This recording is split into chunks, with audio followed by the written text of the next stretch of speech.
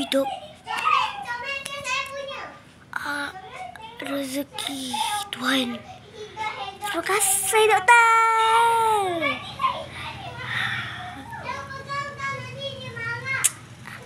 Doktor memang terbaik.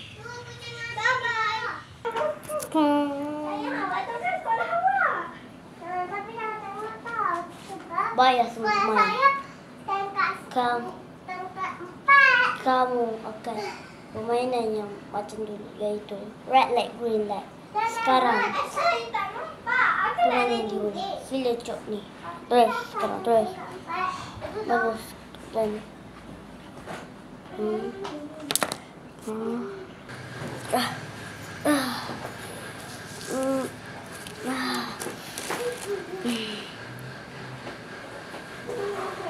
pakai tu dong. Saya dah tolong dah. Saya pakai tudung dah.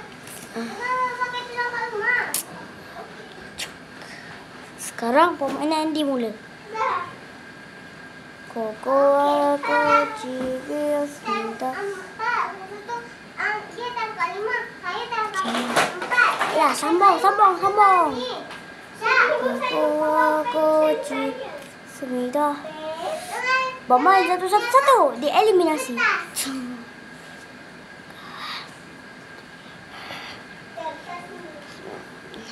Koko aku cibir sebentar. Asyik eliminasi. Pemain 214 dia eliminasi. Betul lah jadi askar. Katanya tak ada ambil.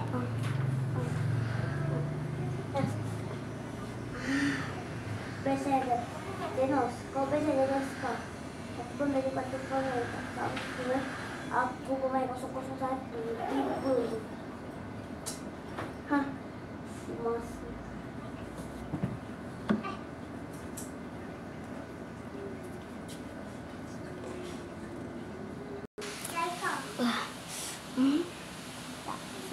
Tak apalah, phone member dapat tengok aku, tak apa. Aku memang askar. Semoga tak susah tahu aku. Pemain 002 dieliminasi. Namgyo. Myonji.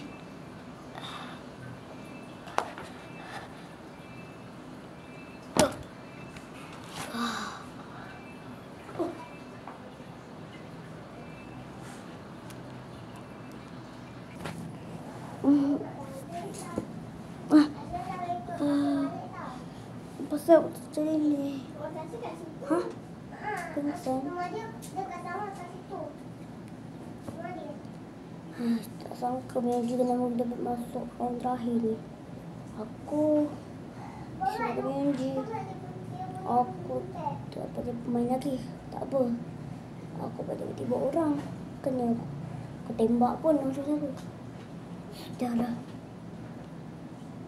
Nanti masa orang dua nanti macam mana? Hmm.